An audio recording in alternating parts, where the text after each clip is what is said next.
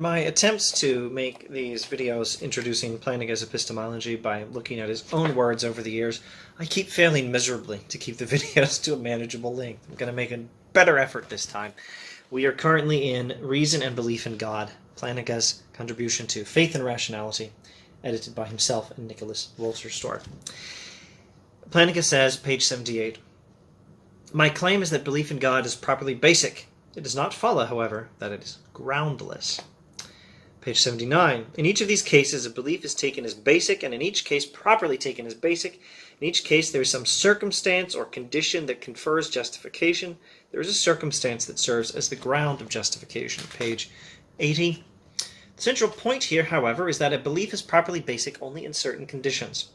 These conditions are, we might say, the ground of its justification, and by extension, the ground of the belief itself. In this sense, basic beliefs are not, or are not necessarily, groundless beliefs." So, he's considering the idea that belief in God might be properly basic. That is to say, might be something that is, first, basic. That is to say, something we believe not on the basis of evidence. And second, properly so. Belief in the existence of God might be something that we can believe without convincing evidence, and that might be okay. And he's explaining at this point that his view that a belief is properly basic, particularly belief in God, does not mean that there's no ground for the belief. In other words, it's not random, it's not subjective. He's not giving us justification for saying that any particular random, goofy belief can be properly basic. A belief is properly basic only in certain conditions. So, what are the conditions? Well, to illustrate, let's rewind to page 79. "If I see someone displaying typical pain behavior, I take it that he or she is in pain." Now, you don't lay out propositions about the person's behavior and then use those as justification for the theory that the person is in pain. No, you just directly conclude, and maybe conclude is not the right word. You just directly, as it were, automatically look at the behavior and conclude this person is in pain.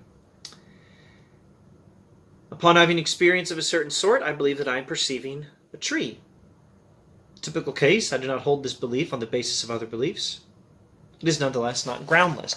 So I look out the window, I conclude there's a tree out there. Or I look out the window and I have an experience of seeing this green stuff, and I believe there's a tree. It's not really even a conclusion. It's an automatic response to a certain kind of experience.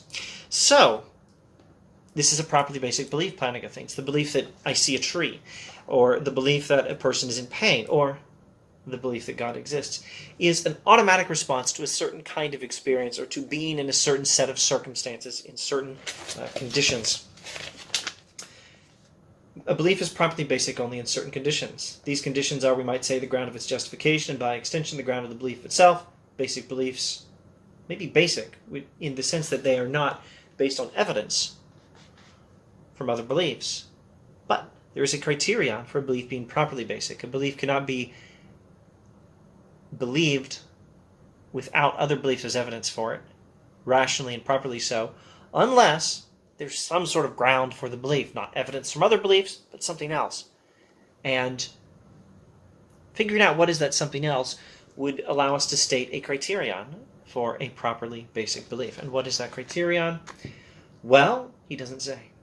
He won't say. Not for, let's check the years again. This is 1983. Not for another 10 years. Not until 1993 in his book, Warrant and Proper Function, will he actually state the criterion. But here he's giving us a clue as to what the criterion is. What is the criterion for proper basicality?